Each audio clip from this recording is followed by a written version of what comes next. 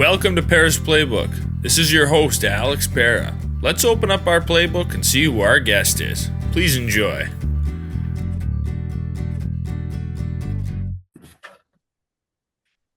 Welcome to episode 173 of Pera's Playbook. Today we're joined by Jake Benham. He's a recruit going to Milligan College next year. I'm happy to have Jake on the podcast. How's it going? It's going great. Thank you for having me, man. Yeah, appreciate it. I'm glad to have you on. I know you've been busy recently, so I'm glad we were able to lock it in and get it done. Yeah, these weekends have been insane. I had Trey's bachelor trip, my cousin's bachelor trip, went to Hawaii. I mean, dude, it's been insane. So finally, I got an off weekend. Yeah, I feel that though. I've been really busy too. I just feel like I haven't had a ton of free time to breathe. And Right. I just got back last night at 3 a.m. I work at a high school, and I was one of the chaperones for the physics trip. And Oh, we went to Six Flags down by Chicago, the roller coaster park, and I've heard that's insane. oh, it's so much fun. And we just booked it home. I mean, like Yeah, we went to the mall. We left the mall down there at 5 o'clock, which was 6 o'clock Eastern time, and we drove straight through. And so I'm dragging today. I'm a little tired. that man. 2 nights ago was prom, so I didn't get home till 3 a.m. Also, we were just chilling. We got by the bonfire, just chilling, and I was like, dude, it is late. I got home, I was cooked. Then I had Trey and Bailey's shower in the morning. I don't even know what you call it, like party shower. They give everyone gifts. I don't even know what that is. Yeah. So, Yeah. but then I got like 11 hours last night, so I'm back. Sometimes it takes a while. I feel like the older you get, it takes like a couple nights to recover. Like you can't just like bounce back after one night's sleep. Like I know I'm gonna be dragging at work tomorrow. I'm gonna roll into school. I know all of the chaperones are. We were talking about. How old are you? I'll be 24 in June. So, give me about a month, I'll be 24. So I'm not even that old. I'm just like I was talking about this with somebody. Like when I was a freshman in college, I hopped on this random IM football flag football team with a bunch of like fifth through seventh years, and they were talking about how tired they are and like how slow they are and how out of shape they are. And I was like, "You're in college. What are you talking about?" Right? I mean, I totally get where they're coming from now Huh. that I'm at that point. Right. It's crazy. Yeah. Well, let's talk about your recruiting journey. I mean, that's pretty. A lot of people I talk to, right? They're college athletes. Maybe they're in their senior year, but I mean, for you, you just went through this recently, so I mean, this is all fresh for you. Yeah, man. So it started off slow. I mean, as everyone knows, the portal has kind of messed up all recruiting for the up and coming class. I would say right now to be a Division I recruit, you have to be the 5 star because those 5 stars, like I have a buddy, his name's Isaiah Henry. He was getting recruited by all these high major schools, like every high major school you can think of, or kind of, and he just committed to Queens, which is a lower level D1 team. And I was like, dude, it just shows you like you either got to be a blue chipper or you gotta work through the mud to get there, right? So, uh, wait 1 second. So my recruiting started late. So Trey, my brother, Trey Benham, he played at High Point. He got recruited really early. I mean, there was no portal. He was balling, playing great. So I mean, he started getting recruited his freshman year. So I had no looks like freshman, sophomore, junior, senior season. I mean, not senior, junior season. And I was like, dang, dude, like, what am I going to do? So after my junior year or going into my junior year, I had a great summer, played insane in front of a bunch of coaches, like the best I could have ever played. And still no looks. And I was like, dude, what is going on? So then later on, when was it?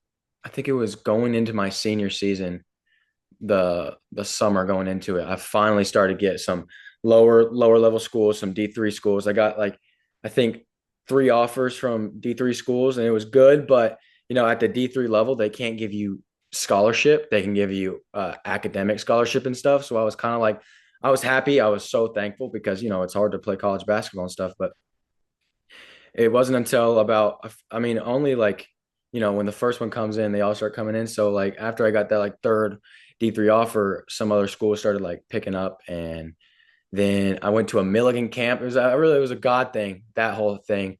I wasn't supposed to go to the camp. Um, well, actually, to go back, my uncle played for Coach Rob, is the head coach of the school I'm going to now.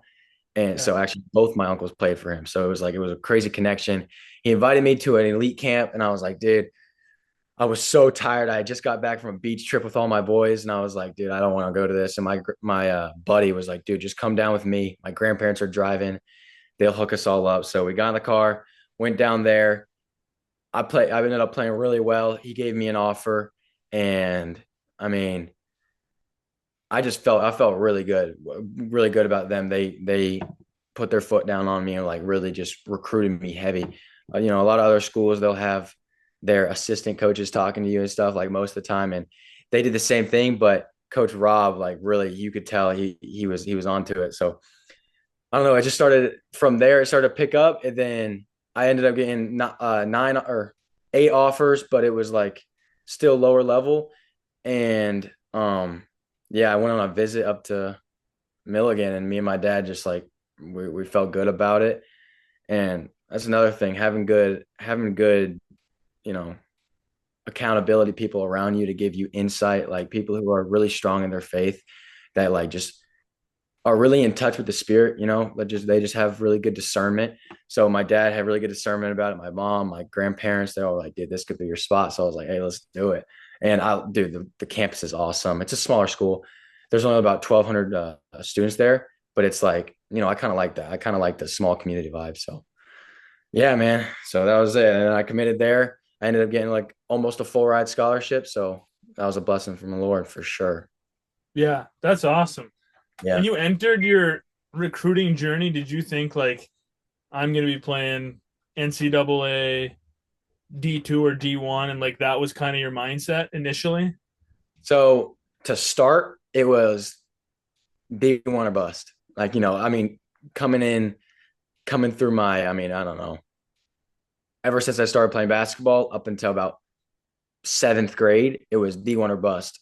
And then I saw these people who were like really good going D2, NAIA, and I was like, so maybe, I don't know, we'll see. And then the portal started happening, and I was like, all right, maybe there's a different route for me. And then it got to get a scholarship, like get your parents, because my dad always made a rule. He made a rule that if we get a scholarship to play college basketball and save him some money, he'll buy us our car, like a really nice car.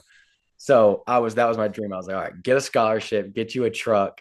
So I don't know if you can screen share or whatever, but I just got a new truck, so I'm really hype about that. So then it was to get a full ride scholarship, and I just about got that. I'm like 2 or 3 grand I'm gonna pay, but That's pretty yeah, sweet. That's awesome. That's yeah, awesome, man.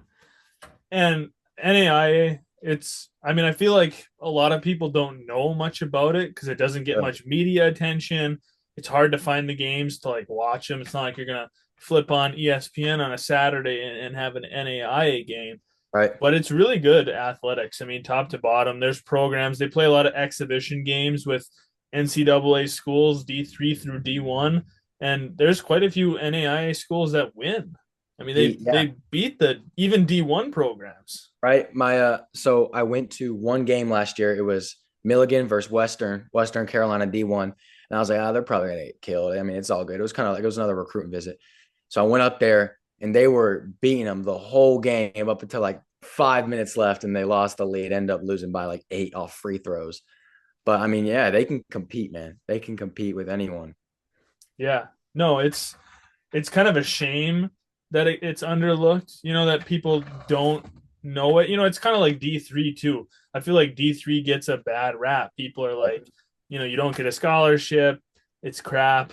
But there's a lot of athletes that go to D3 for, I mean, a million reasons. Maybe it's close to home. Maybe they have the major you want, whatever Mm, that reason is. sure. Um, yeah, I don't know. I just feel like if you're playing a college sport at any level, even if you just go play JUCO for 2 years and then you're done, like Yeah, whatever you're doing, well, one, it's more than the rest of us too. Like I feel like the people that are judging are always the ones that's like, did you play a college sport? No, you're sure. just like, why you gotta hate? I don't know. Right. Right. And comparison is the thief of joy. Every time those comparison wants to come in my head to compare myself to my brother, compare myself to my dad or something, it's just like you gotta recognize, renounce, replace. Recognize that's a lie from Satan. Renounce, you say you have no that has no power over me, and I know who I am, and replace with truth. It's very few people get an opportunity to do this, and you worked your butt off for it, so take it and run with it. Right. Yeah. I mean, this is your journey. It's your path, right? And it's Right. all what you're going to make it. God had a plan for you. He steered you in this direction. And now it's up to you to make the best out of it, or you cannot. Like everyone's got that choice. Like For sure. it's kind of all up to you. When you look at people who are unhappy, sometimes it's like you're choosing to be unhappy. Agree. You're not making the best out of your situation.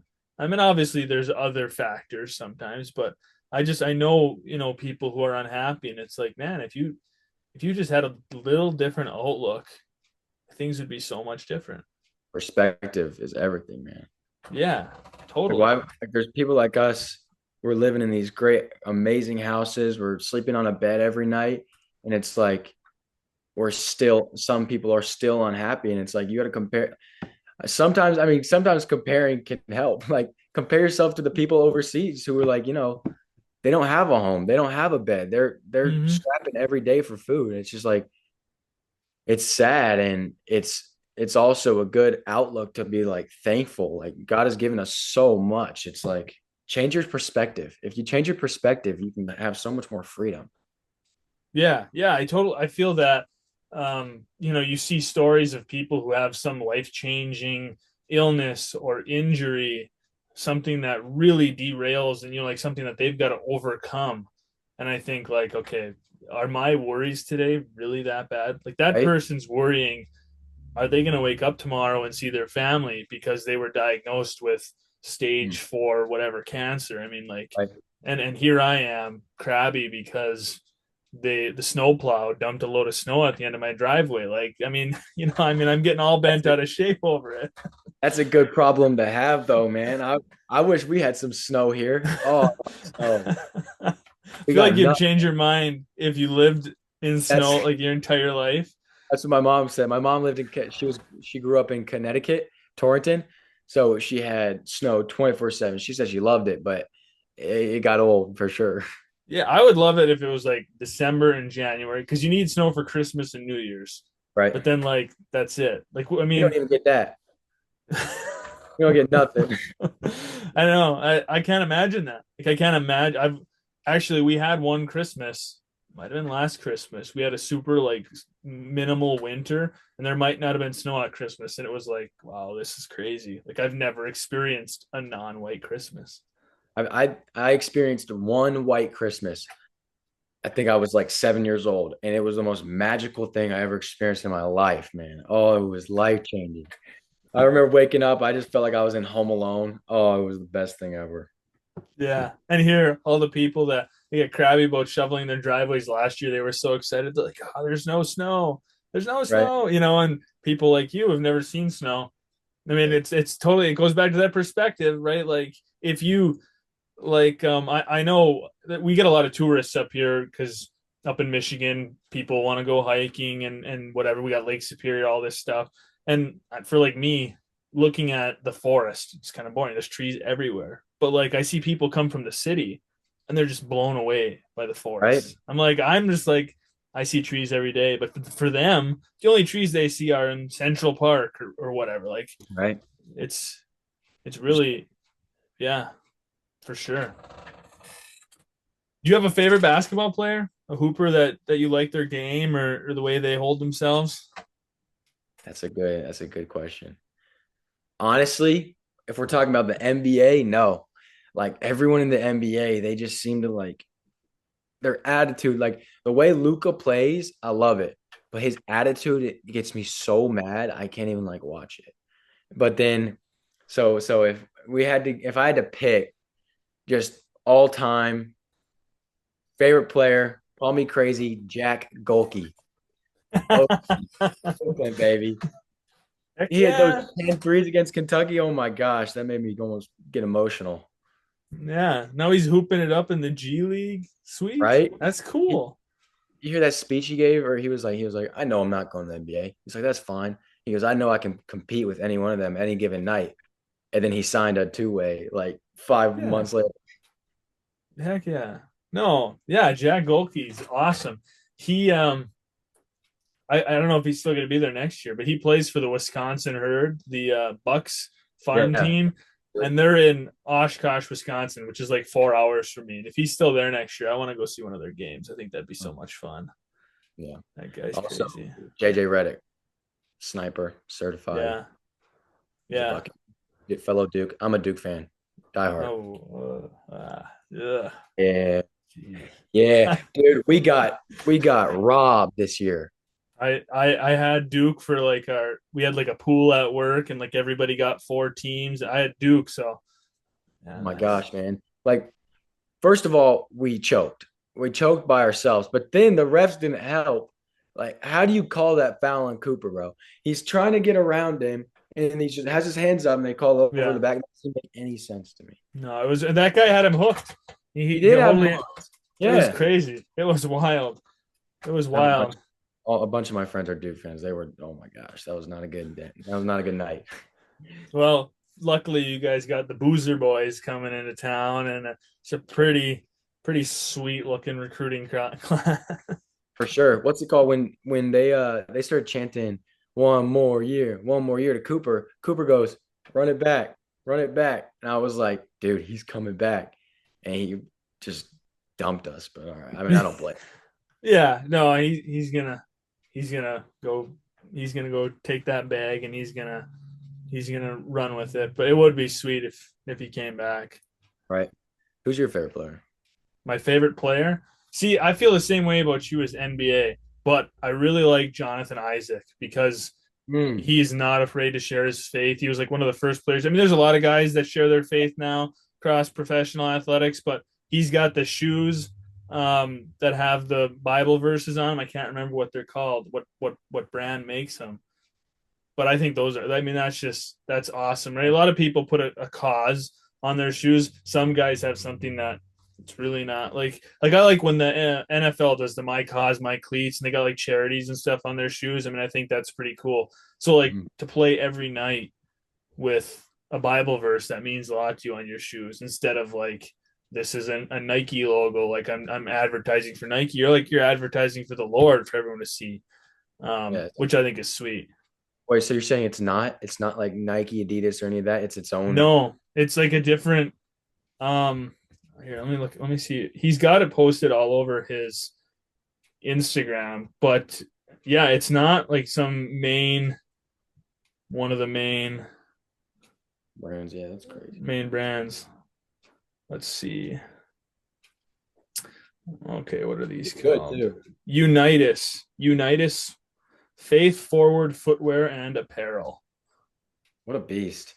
And he's got, I think they just started with one or two, but now they've got four, and each one has like a different Bible verse on it. So he's got like a little series now, and you can pick whichever one you want. They're different colors. They got different verse on them. It's awesome. Yeah, Jonathan's yeah, a beast. yeah. But I do like one of the other guys I love a lot because he played at Notre Dame, and I just loved his game. His name was Dane Goodwin, like a kind of a sniper. Now he plays in the G League for the Salt Lake City, whatever they're called. Yeah. No. I'm on. What's going on here?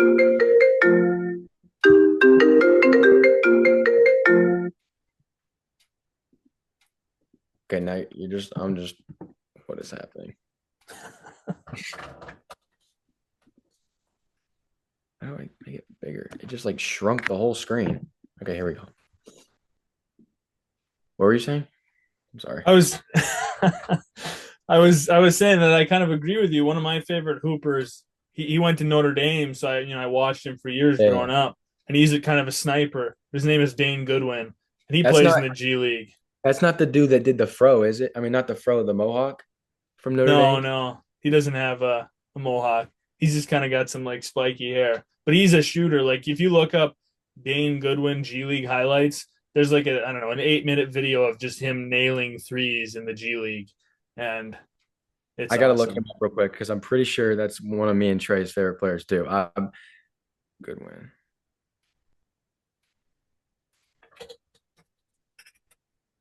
Okay, no, that's not him. I don't know who it is. Yeah, no, but he's sweet. He's sweet. I love that. Um, I don't know. I just liked his game, like the way he Good. composed himself on the court. Like I think that's important too. Like I don't like guys that are. I mean, like yeah, if you make a nice shot, have a little celebration. But like there's some guys, the way they act on the court to other players, that helps determine For sure. if you're one of my favorites or not. I agree. That's big time. Dang, now I feel bad for saying JJ Redick. He kind of got into it. He got into it, some people. Well, everyone's got their faults too, right? Nobody's perfect. You can look at it that way too. I mean, Hey, you saw Trey's reactions after he hit those threes. yeah, that was kind of sweet though. Yeah, You're that was like, awesome. but He was then feeling when you see the way he composes himself in interviews, he's totally down to earth and humble. Like some guys, it's like, yeah, they got the reaction on the court, and then they get into a post game presser, and it's like, man, I'm just getting arrogance and like just like you're just a right. jerk, like why do you gotta be like that? Like I feel like some of them, it's almost like they don't want to give their time, but it's like you're getting paid over 15 to 30 million a year to play a sport that most people do for free for fun, and like you're crabby that you have to talk to the media for 10 Right. minutes. I don't know. Have you seen Nikola Jokic's interviews? No. Dude, you gotta watch him. He does not care about basketball. He's like after they won the national championship, they're like, hey, the parade's in like a week. You gotta go to it. He's like, no, I not go. I have to ride my horses. And he wants to go place and ride horses. He said he That's has a, kind of a buggy tournament. And I was like, that's kind dude, of sweet though. I it is don't sweet. know. That's wild. No, I gotta ride my horses. What a That's G. crazy. Yeah. See, like that to me, that's like, okay, this guy's kind of down to earth. Like he's like a regular guy. But like he's not just consumed in this. Like he's got a life he wants to live outside of basketball, which I think is awesome too. Sure. I think he's from Serbia or something. Yeah, I think so. One of those kind of Eastern European. They Dude, they they're pump taking out over. some, they pump out some NBA talent, that's for sure.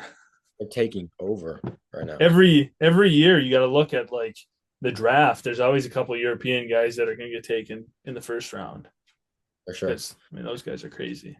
I mean, even this Olympic series was way closer than everyone thought it was going to be. Yeah, Like they thought we were just going to mow through them all, but we had some games, dude.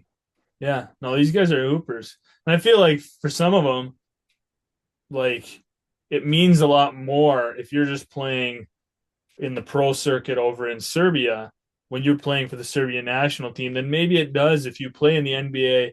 Like this is your big stage because you play in front of a couple thousand people every night in Serbia, but now you're Yeah, playing in front of the whole world. If you're in the NBA, you're kind of playing in front of the whole world every night. So you got like yep, two different mindsets here. Like for I'm not sure. saying those guys don't want to win a medal for the US, but that guy in Serbia or whatever other country, they definitely have more of a want. This is like that's their like this is my opportunity to show out. Yeah. NBA players, they Yeah. do it every night. That's a Right. good outlook, dude. I never thought of that. That's why they're busting their butt out there. They're going as hard as they could, and I'm like, dude, these guys can hoop. Yeah. No, that's Straight up. crazy. It makes for good ball. I love Olympic ball. It's awesome. It is awesome. Curry's performance almost made me cry. It was insane. Did you watch that? I'm sure I did. I mean, I try to watch as much of the Olympics as I can. I love the Olympics. I think I think it's great. Like, athletes just competing for their countries, especially like smaller countries. Can't remember what sport it was, but there was some guy, he won the first gold medal in his country's history. I mean, that's just kind of cool. Some random tiny little country, you get one guy that finally wins a gold medal. That's cool. Huge, huge. So let's dive into, I know faith is important to you, and I mean you're kind of entering a period of your life where you just went through recruiting, which is tough, and you kind of mentioned how important your faith and how that helped in your decision. And now you're about to enter college where there's going to be hurdle after hurdle to overcome. But if you have a strong faith at your core, Yeah. you're going to be able to hurdle those things no problem. Yeah, man. My dad always says, or someone always says that if you're at peace with God and you're following his ways, you also are waging war with the devil. So, we have some people who they don't go through, they go through some tough times, but it's not some, like these Christians, us Christians, we go through a lot because we when we say yes to Jesus, we're waging war with the devil. I mean, he wants to give in temptation after thought after evil thought. And like I said earlier, my dad always has this framework. It's recognize, renounce, replace. Those things come in your life, and you have to recognize it's from Satan, renounce the lie, and replace with truth. I feel like that's a great framework to just you can overcome anything with Jesus, overcome Yeah. all those obstacles that are going to come the way in college. Trey's told me about all of them. They're crazy. There's a bunch of temptation. There's a bunch of obstacles, but we can get through it for sure. Yeah. I feel like as Christians, you're talking about waging war on the devil. It goes back to that like old cartoon representation, I think, of like the little angel on one shoulder and the devil on the other shoulder. You get kind of pulled back and forth. I feel like there are days where it's like a constant internal tug of war where you're For being sure. pulled one way or the other 100%. on like, should I do this or should I not? And it's hard, it's really hard, especially, I mean, Satan is everywhere. He's everywhere. Social media, we're all on social media. He's all over Hollywood, movies. I mean, he's just there's so the world kind of tells you you don't need God. You can do it all by yourself. Like live a life just for you. Do what you want. Be selfish. Make that money. And I'm not saying there's anything wrong with like wanting to be successful. I mean, go for Yeah. it. But Yeah. what are your reasons? And yeah, we just live in like, I don't know, a very self-centered society with this selfish attitude. It's hard to Yeah. be a Christian, like you said. Every day, I love that. Yeah, every day you choose Jesus, you're waging war on the devil. I mean, that's awesome. For sure. I I'm a victim of this too, but I think social media, man, it's frying our brains. I mean, the more we're scrolling on social media, the more our brains are just like dwindling. There's so many studies that have come out saying that like people under the age of like 18, these kids who are on their phone for 8 hours a day, they're not getting like it sounds crazy, but we're getting dumb. Like our generation is getting dumber. And obviously the Lord can renew anything. So the more you think of one thing, the more you are on one thing, the more it like becomes certain in your brain. So just, yeah, recognizing it's from the devil and I mean, a big thing for me over the last couple of years has been living in gratitude because there's no, like I said, comparison is the thief of joy. Like you were saying, if we compare ourselves to other people, it's just not like we're not gonna do good in life. But when I'm living thankful and like we're going through these struggles and you're just like, I'm so, like, look at where I am. Like, look at my family. Look at like you can just look at the little things and just you live thankful. Like you can have so much peace. You can get through anything. Yeah, you got to count your blessings. I For mean, sure. we really do. And most of us don't. I mean, like, we should honestly every day sit and reflect, but we don't. We get sucked into Yeah. the busy world. We get sucked into life and work and the stresses of the world. And I think talking about social media, I think we need the Lord more now than we ever did. There's always been evil. I mean, like there always has been, and there are always evil people. There's Satan's always been there, but now Satan's got an extra tool in his tool bag with technology and social media that wasn't there. It wasn't tempting our parents to the same level, and our grandparents and our great grandparents. I mean, they had struggles and temptations, but totally different now. This is a new ball game. I mean, you can sounds crazy, but you have anything you want, like as a man, at the click of a button. It's just like that's crazy to me. Like Yeah. it's it's not good. And Satan comes in through your eyes and your ears. So like when you're looking at these things that you shouldn't be looking at, you're giving Satan a stronghold on you, you know? And Yeah. like when you're listening to this music, that's just like, oh my gosh, like how is that allowed in a song? Like Right. some of the things that they're saying is just so bad. It's getting stuck in your brain. And it just, for me, it's just renewing your mind daily every morning. I've been trying to. I haven't been doing great at it, but just trying to get up before school, and just renew your mind and just tell Jesus that you have control today. Anything that's in my head that shouldn't be there, take it out and let me live freedom. Let me live in the freedom you died for, and let me live grateful. Yeah. Yeah. That's a great mindset to have. And you just gotta work hard at it. I was For talking sure. about that with somebody, like whatever you're doing in life, your relationships, your job, school, and your faith, like you have to work hard at everything, or you're not going to see results. You're not going to have success. Like there's a lot of people who say, I'm a Christian. Maybe they go to church every week, maybe they don't, but are they praying? What are they doing? Extra things, like they're not work. Like, yeah, I'm a Christian. Like that's good enough for me. Like you just have that mindset. Well, Yeah. he's winning that battle because Yep. he wants you to feel content with just being mellow, doing For nothing sure. extra.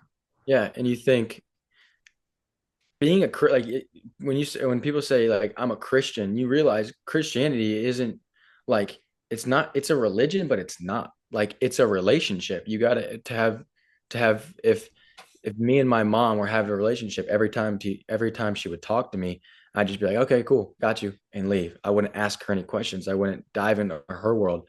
We would not be close. My mom's my best friends, and it's like that just would not work.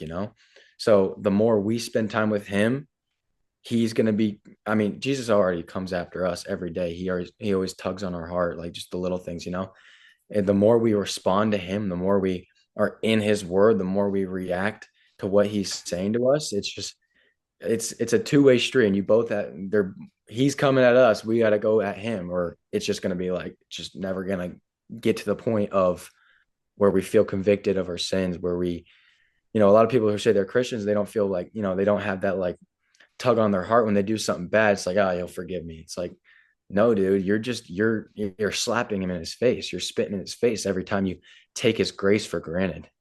Yeah, and I mean the thing that I like to look at is like, I mean, like Jesus is the best friend you'll ever have. You'll never find a human on earth that will go through what Jesus has gone through for us. Mm. Somebody that's always there. I mean, yeah, we've got great friends that we can lean on, but they've also got stuff going on. They're humans, and they're not always going to be there when you need them. There's always going to be someone that can be there for you whenever, and that's Jesus. You can always lean on him. And I mean, who else can say they've got a friend that died on the cross for their, like, that's just nobody else. What he went through, the torture and the suffering that he went through for us, there's no greater gift. There's truly no greater gift. So good. So good. Sometimes you got to put that into put that into perspective for yourself. And like we take it, like we said earlier, we take like this for granted. It's the best gift ever. We can live in freedom. We just have to take it. Yeah. And no matter what, I mean, like we're all gonna screw up, we're all sinners. Yes.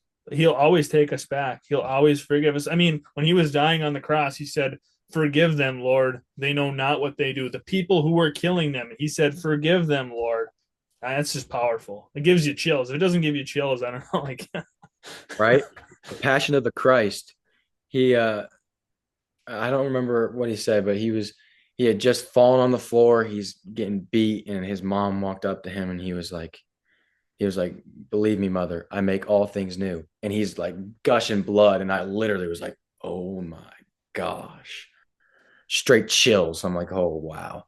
Like it makes you want to like in those moments, it makes you want to leave everything behind, follow him with everything you have. And then the distractions of the world come your way. And it just, it tries to take your mind off what's true, what's honest, what's noble. And he laid his life down for us. That's the truth. He suffered the worst death anyone could ever suffer in their life for me, for you. And like when you, it's been, I mean, one of my struggles has been like putting it into, I don't know, putting it into the thought that like it was for me. Like I always think it's for everyone. It's for everyone. But he's actually thinking of you. He's thinking of me when he's on that cross, like specifically.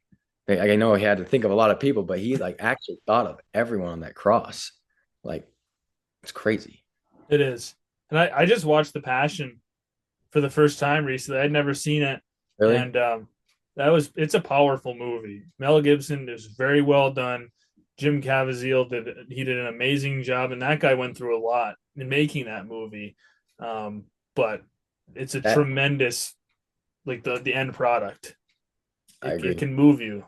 It was kind of funny that you know when they showed that little demon, they showed this freaky little demon. I Yeah.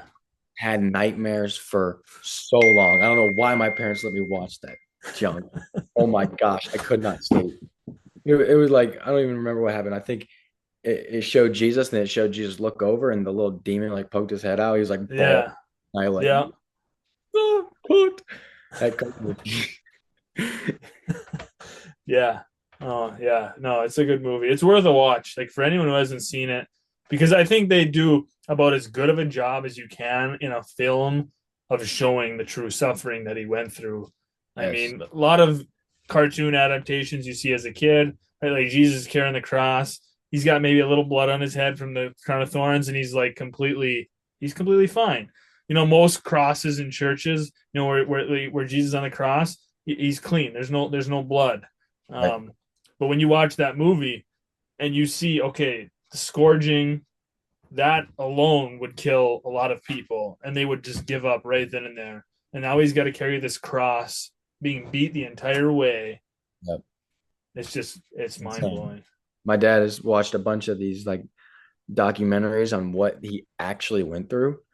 And dude, it's crazy. It's like when your hands are like this and you're getting hung, like you have to like to breathe in, you have to like pull yourself up. And every time he's pulling himself up, he's getting splinters in his back. He's like just, oh my gosh, it's so bad. But it's so No, good. yeah, and he did it all for us, and that's what we have to remind ourselves, especially like going back to when we're having a bad day. It's like, is it really that bad in comparison to what he went through? Like, nah, like Sure. man, I don't want to go for a run because it's gonna suck. Like, yeah, it will, but you're gonna be better for it. Like, you're gonna go through a little bit of suffering, but you're gonna be better for it. Like, I don't know, that run, that little bit of pain from that run, it doesn't compare. Yeah, yeah, yeah. I would say about that, me and my brother, we were on a run one time and he told me he was like, "Hey, let's go on a run." And I was like, "Dude," or I think this was the right time. I was like, "Dude, I don't want to go on a run because he pushes. Dude, he pushes so hard." And I was like, "I don't really want it," but I was like, "All right, I'll go." So we go on a run and I'm in, right when you hit that wall, you can either break through the wall or you can just stop. And Trey just started reading out verses as we're running. He's like, Jeremiah 39:11. It is no longer I who live, Christ who lives in me. And we're running. I'm like dying, but like it's just warrior. Just I love that warrior mentality. It's no longer it's you crucify your flesh. Like when you have Jesus, sounds corny, but you can break through walls physically too. Yeah, yeah, that's awesome. Dude, I was dying. I mean the pain was still there, but we pushed through it. Yeah. Are you Yeah. pretty close with your brother? I mean, you guys pretty Yeah, yeah, tight? yeah. For sure. That's my best friend. He's actually getting married. I don't know if you know, it's June 1st. I got to give him a little speech. I've been trying to get that ready. But no, that's Yeah. my 100%. That's my best friend. That's my guy. I'll always be there for him. He's always there for me. We 4 years apart. 4 year. We're both born in March. Man, yeah. Do you have any siblings? Nope, just me. Really? Yeah, only Yeah. child. Yeah. I got older brother, older sister. So Trey, Allie, me, Lundy. Lundy's 14. So it's like 2 years, 2 years, 2 years in Lundy. But yeah, Yeah. Trey's helped me so much in my faith. Seeing what God has done in his life, it's like, it's funny. Like part of his testimony is kind of my testimony. It's like sometimes you doubt the Lord. You doubt like, oh, what if he's not real, Oh And then you yeah, see what everyone he does. does. You see what he does in people's lives, and I see what he did in my brother's life, and I'm like, no, that's Yeah, he's real. He's yeah, real, and it's worth giving everything to him. So I mean, just seeing and then having that accountability, you know, having that accountability with your brother, with you probably have some friends that you have some accountability with, like just having that is so big. Keeping you accountable with, anything with your walk with the Lord, with if you're getting shots up, if you're lifting, all the things you need. yeah, for sure. Yeah, no, that's awesome. And just to touch on quick, you mentioned that like doubting. I feel like that's another like people. It's okay. Like we're human. You're gonna have that doubt in your mind. I talked to my priest about this growing up because I got all worried. I was like, oh my gosh, I just thought like, what if God's not real? Like Yep. what like I got all like started making myself guilty. I'm like, why am I thinking this? I went and talked to him, and he was like Alex, like everybody, like you're human. It's gonna sneak in there. The important thing is that you just stay strong with the Lord. You don't act on that. Like it's okay to have those thoughts pop in there, but if you don't act on it, you stay strong with the Lord. You love the Lord. You just keep the journey. Like that's what counts. And I mean, it's just everyone's got those kind of nagging little thoughts Yeah, that pop in there, and you're like, why am I thinking this? that's But good. yeah, I mean, you just stay strong.